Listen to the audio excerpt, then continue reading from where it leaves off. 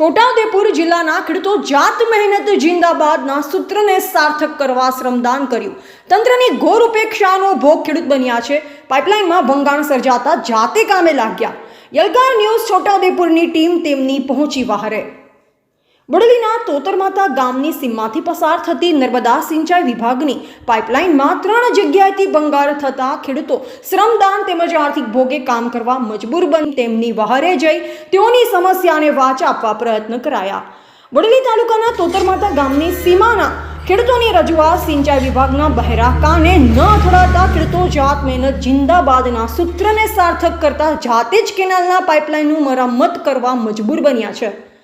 છોટાઉદેપુર જિલ્લાના તોતરમાતા ગામની મુલાકાત લેવામાં આવતા વરવી વાસ્તવિકતા સામે આવી, જેમાં જોવા મળ્યું હતું કે સીમમાંથી પસાર થતી નર્મદા સિંચાઈ વિભાગની પાઇપલાઇનમાં અનેક જગ્યાએ ભંગાણ સર્જાતા ખેડૂતોના ખેતરમાં પાણી ફરતું હોવાથી સ્વખર્ચે સમારકામ કરવા તેઓ મજબૂર બન્યા છે.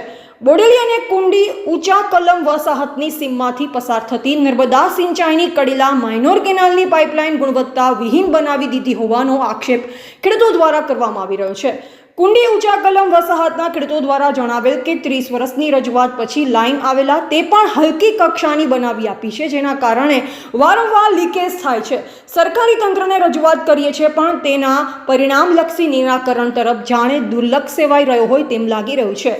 કુંડી ઊંચા કલમ વસાહતની સીમમાંથી પસાર થતી નર્મદા સિંચાઈ લાઇન એટલી તકલાદી હોવાને લઈ તાલુકાના તોતરમાતા લાઇનમાં દર વર્ષે નુકસાન થતા પાઇપલાઇન પાણી ખેડૂતોના ખેતરમાં ફરી વળતા ખેતીને ભારે નુકસાન થયું છે. પાઇપ તૂટી જતા પાણી વારંવાર લીકેજ થાય છે. વધુમાં જાણવા મળ્યું હતું કે 4 વર્ષ પહેલા લાઇન ટેસ્ટિંગ કરી ત્યારે જે લીકેજ હતા તે રિપેરિંગ થયા નથી. અધિકારીઓ ખેડૂતો પર છોડી દે છે. અધિકારીઓ ખેડૂતો કહે છે કે તમે જાતે જ રિપેરિંગ કરી લો. 10 ફૂટ ખોદી પડે છે. ખેડૂતો ઘરનો ખર્ચ ઉપાડી નથી શકતા, ત્યારે આ પાઇપલાઇન રિપેરિંગ કરવાનો પણ ખર્ચ ઉપાડવા હાલ તો મજબૂર બન્યા છે.